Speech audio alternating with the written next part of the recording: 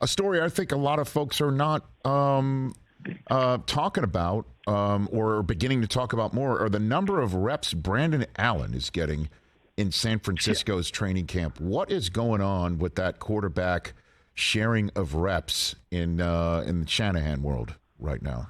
Well, one thing I've learned is to not speak in absolutes on the Niners quarterback situation ever. Right? Because it's been so wild the last couple of years.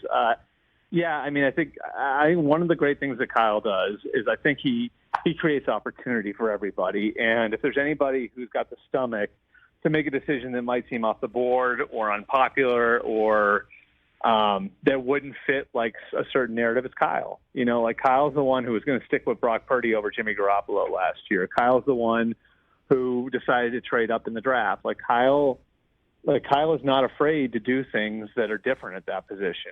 I mean, he was once part of the group in Washington that decided Kirk Cousins was a better option than Robert Griffin when almost nobody would have said that. And you know what? They were right. 12 years later, Kirk Cousins is still in the league. So I just don't think you rule anything out. I think the way that they look at it, Brock Purdy's earned the right to be the starter and will be the starter.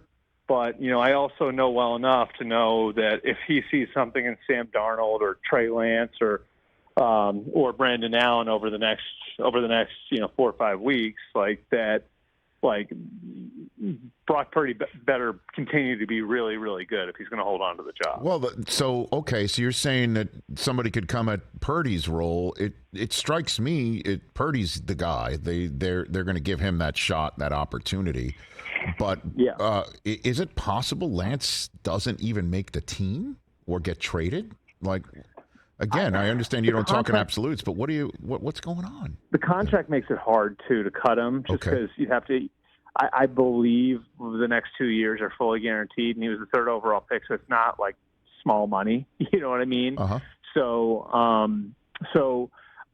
would they cut him? Maybe. I personally think it'd be hard to do that. Would they be open to trading him? I think that depends on how the next few weeks go. Okay. And but I mean, there's no question. I mean, one way for one reason or another, things have come undone for Trey Lance. And I look at it last year and where they were and how they felt like they were going to throw the kitchen sink at him and keep testing him. And he was going to drink through a fire hose. And they felt like, if we can go from where he is in September to where we think he should be in December, he'll wind up being the best option for us at quarterback to where they are now, where he's obviously part of a bigger group and he's not the one who's the lead dog. It's obviously striking, and so I don't know where they're going to be 3 weeks from now, but. If he doesn't start playing better and someone calls, I think they'd listen, sure. And that's just my opinion. That's not based on anything I've heard. Catch the Rich Eisen Show every single day on the Roku channel, 12 to 3 Eastern, for free.